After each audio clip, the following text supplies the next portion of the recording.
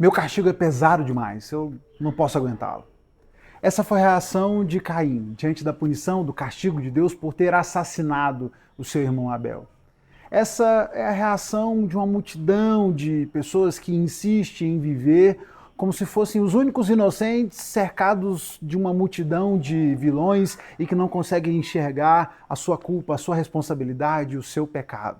A propósito, se você não pegou a referência, assiste a nossa reflexão de ontem, porque ela vai trazer um complemento interessante para essa reflexão de hoje.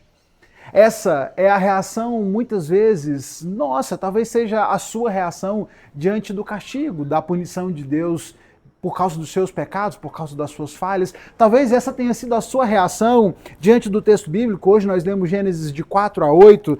Talvez essa tenha sido a sua reação ao olhar para o texto de Gênesis no capítulo 7, no verso 22, quando o texto diz que tudo que respirava e vivia em terra firme morreu. Sim, no dilúvio, Deus decidiu resetar, pôr um fim, um novo início à sua criação. Decidiu exterminar todos os seres vivos. Tudo que vivia sobre a terra, todo ser que respirava e vivia sobre a terra foi morto, para que algo novo pudesse ser feito a partir de Noé, a partir da sua família, a partir de um único homem, o único justo, o único que permaneceu justo diante de Deus e que encontrou favor diante do Senhor. E talvez diante dessa questão muitos possam reagir, e de fato reagem, Deus exagerou, Deus foi pesado demais, como Deus foi malvado assim e trazer um castigo tão grande, esse castigo foi desmedido, esse castigo foi pesado demais. Mas quando a gente olha de perto, nós percebemos que essa argumentação não se sustenta de pé. Não dá para dizer que Deus, o único justo, perfeito em tudo que é, em tudo que fez, diante da sua criação perfeita, exagerou quando ele olha para a sua criação e ele percebe no texto, no capítulo 6, quando ele diz: o Senhor observou quanto havia aumentado a perversidade dos seres humanos na terra e viu que todos os seus pensamentos, os seus propósitos eram sempre inteiramente maus. E o Senhor se arrependeu de tê-los criado e colocado na terra. Isso lhe causou imensa tristeza.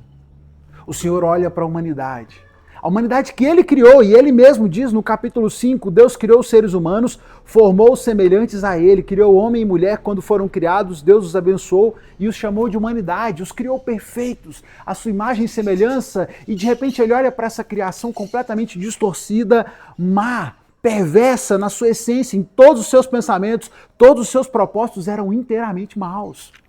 Foi por isso que o Senhor decide, então, por fim, resetar a criação. Ele resolve começar de novo a partir do único justo, o único que continuava andando na sua presença, e começar de novo a partir de Noé, para que a criação tivesse uma nova oportunidade. O castigo de Deus não foi desmedido, não foi exagerado, o pecado, a maldade da humanidade, isso sim foi desmedido, isso sim foi exagerado, continua exagerado. A diferença é que Deus estabeleceu uma aliança e ele estabeleceu que ele não destruiria de novo a criação por causa da maldade humana. Isso não quer dizer que nós tenhamos nos tornado melhores, perfeitos, muito pelo contrário. A humanidade continua caminhando distante de Deus. De modo geral, ainda caminhamos inspirados e fundamentados na nossa maldade. E se você for um pouco sincero, honesto, olhando para si, para suas motivações, você vai perceber que, sim, somos tentados continuamente e quantas vezes cedemos às tentações. Mas se nesses capítulos de 4 a 8, nós vemos aqui as consequências de uma humanidade que cedeu ao pecado, que cedeu à maldade, que se afastou completamente de Deus e por isso a levou à destruição, eu queria pontuar com você, especialmente o versículo 7 do capítulo 4, quando antes de pecar, antes de matar o seu irmão, o Senhor adverte Caim e diz para ele o seguinte: por que você está furioso? O Senhor perguntou a Caim. Por que está tão transtornado, Caim? Se você fizer o que é certo, será aceito. Mas se não fizer, tome cuidado. O pecado está à porta, à sua espera, e deseja controlá-lo. Mas é você quem deve dominá-lo. O Senhor usa a ilustração, a imagem do pecado como uma fera perigosa, que estava à espreita, à espera para dominá-lo.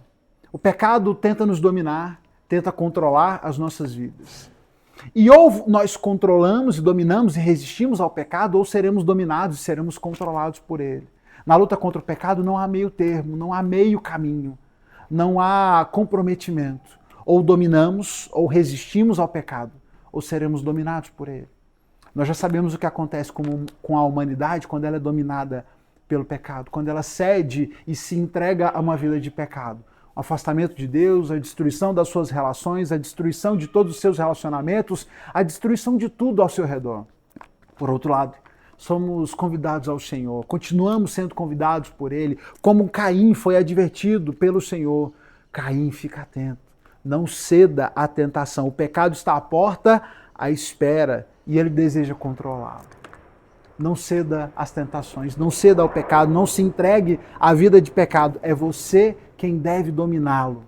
É você quem deve dominá-lo, é você quem deve resistir. E com essa palavra, com esse encorajamento, eu fecho essa nossa reflexão de hoje.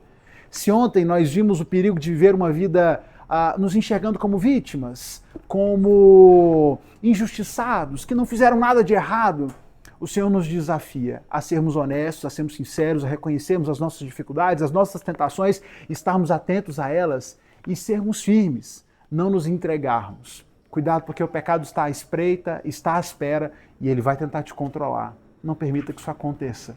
Que sejamos encontrados justos diante do Senhor, que sejamos encontrados fiéis a Ele, como Noé foi encontrado fiel, mesmo num mundo tão perverso, tão distante de Deus. É possível resistir, que você resista à tentação e que o Senhor te encontre justo. É o meu desejo para você. Vamos seguir firmes na leitura da Bíblia, siga lendo o seu texto. 16 dias aí para lermos o livro de Gênesis, já foram 2 dias. Falta pouco, vamos com firmeza. Vamos lá, Deus abençoe você.